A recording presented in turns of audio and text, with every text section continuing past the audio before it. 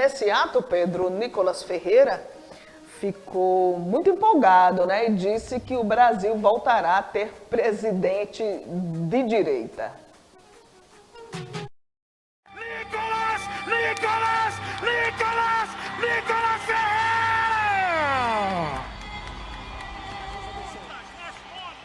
Boa tarde, Brasil!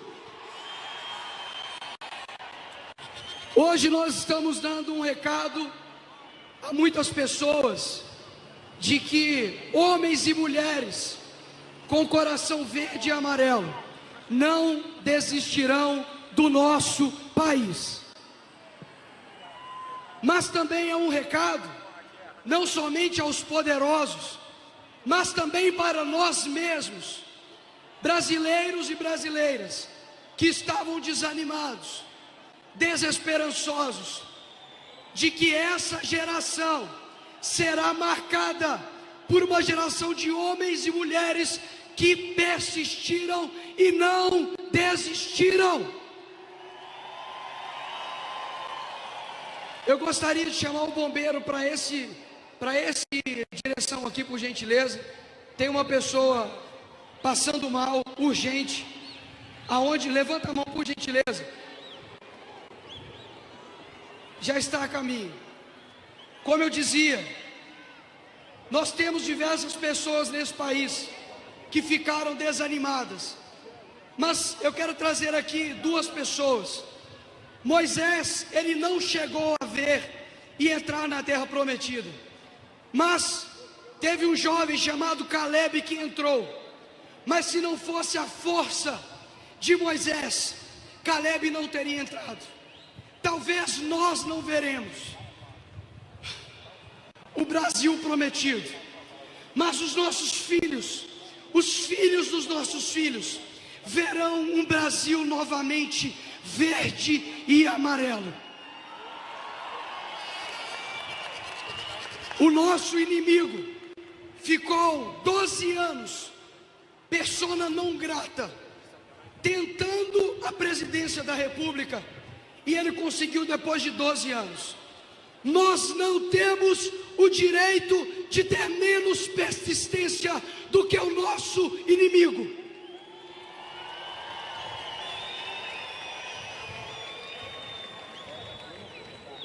E isso daqui é a resposta de quando o nosso verdadeiro líder da nação, chamado Jair Messias Bolsonaro, se levanta, o povo se levanta também com ele.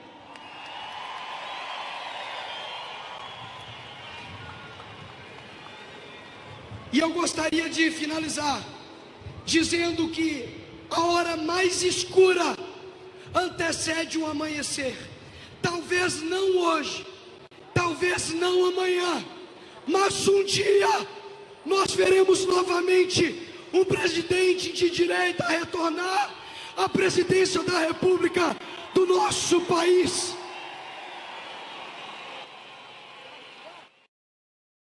A fala do Nicolas Ferreira, que acabou admitindo aí que Lula é exemplo, né, para essa cambada aí.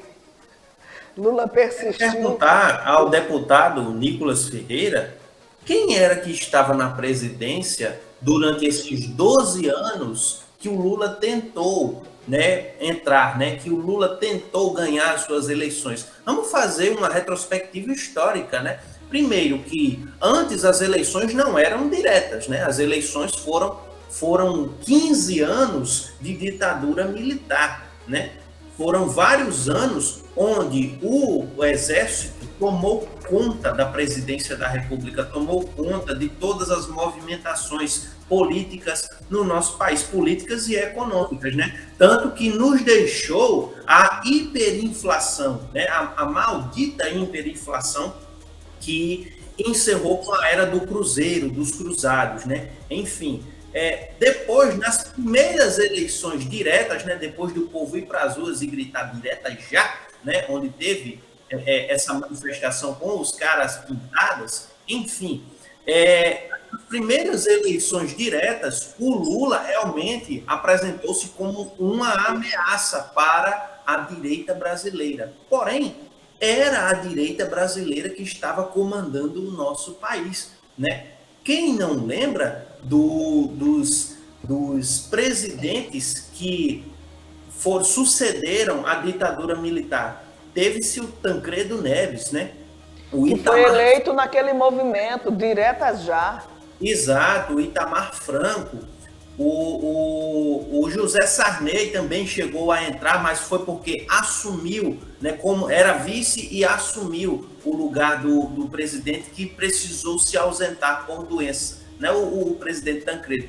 Figueiredo, também, acho que foi o Figueiredo? Figueiredo, perdão, foi o Figueiredo, exatamente, que foi um dos últimos presidentes ali da época dos resquícios da ditadura. Enfim, e depois teve... Você sabe o que eu me lembro, Pedro, dessa época? Desculpa até interromper o seu raciocínio. Sim, eu assistia jornalismo com meu avô naquela época, e o que me chamava a atenção era que toda vez que aparecia o presidente Figueiredo, ele dizia: isso é uma besta fera.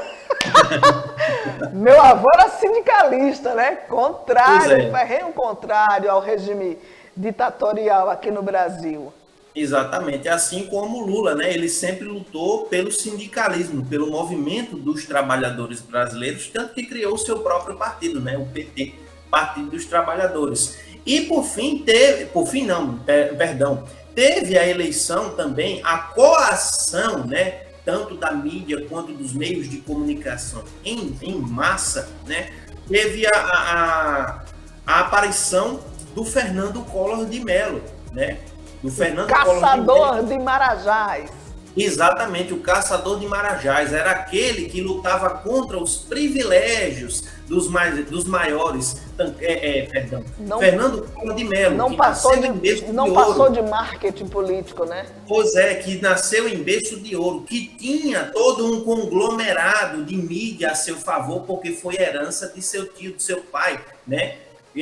Lá no estado do Alagoas. Das Alagoas. Fernando Collor de Mello, que teve a revista Veja a seu favor, sempre mostrando ele como atleta, como aquele cara que aguentava, como um cara bonito, né, com a voz suave, cara alto. Fazia karatê, sabe? Exato. Era um circo, Pedro, eu lembro muito bem disso.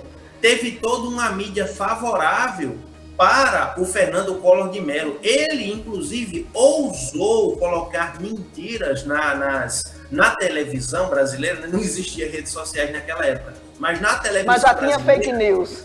Exato. Inventou a história de que a ex-mulher de Lula, né, colocou uma mulher que ninguém nem sabe quem é, que era ex-mulher de Lula, dizendo que Lula pediu para que ela abortasse o seu primeiro filho. É um vale-tudo da política, né, Pedro? Exatamente, ou seja, isso são pessoas da direita, né? Eu estou tentando lembrar aqui a Nicolas, né, porque eu acho que ele não fez escola, eu acho que ele não fez o dever de casa para poder estar discussando besteira em cima de palanque, em cima de trio elétrico, né? Além do Fernando Collor de Mello, que lutava, inclusive, contra aqueles que surrupiavam as pensões, né, da Caixa Econômica Federal. E quem foi aquele que congelou, que pegou todas as poupanças, né, pegou todo o dinheiro da poupança? Rufem os tambores. Foi o próprio Fernando Collor de Mello, né? Na época, a ministra era Zélia Cardoso, ministra da Economia.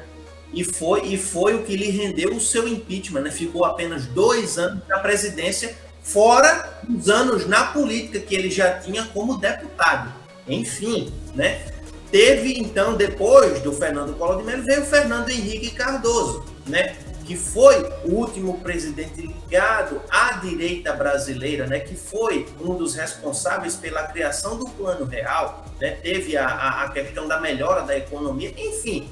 Com tudo isso, eu só quero dizer o quê? Enquanto o Nicolas está dizendo, o nosso inimigo passou 12 anos persistindo. Olha, era a direita que governava o Brasil durante todos esses anos, né? Era a direita que buscava aumento dos seus privilégios, que buscava cada vez mais impedir a população de viver livre, que não gostava da liberdade de expressão, que impedia as pessoas de ir e vir. De ter acesso à faculdade, de ter acesso a um ensino melhor, né? De ter direito ao salário mínimo. A gente acha que é irrisório, né, o salário mínimo. Pois é, mas nem isso se tinha. Porque essa classe de privilegiados não se preocupava com o povo, com o trabalhador.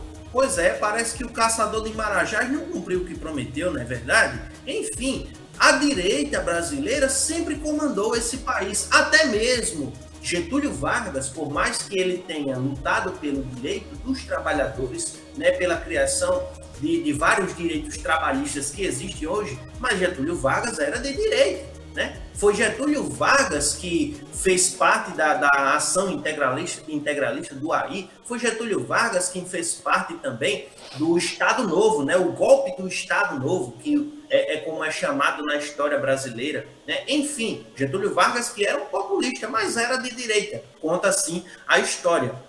Enfim, a direita brasileira tomou conta desse país durante décadas, né? Durante décadas, beirou até séculos. Enfim, chegou e o que mudou? Nada. Simplesmente o pobre ficou abaixo. O pobre sempre foi rechaçado. Quem era pobre não podia lutar pelos seus direitos, não podia ter voz ativa. Isso aos modos da Idade Média, né? Porque era assim que funcionava. O alto clero e a nobreza era quem comandava, era quem impedia que as pessoas tivessem os seus direitos respeitados. Então, Nicolas Ferreira, vamos estudar um pouquinho de história, um pouquinho, não precisa de muito. Veja uma pequena linha do tempo, dá um Google aí, né? Como o pessoal chama, dá um Google aí e veja o que exatamente aconteceu na história, porque foi persistência?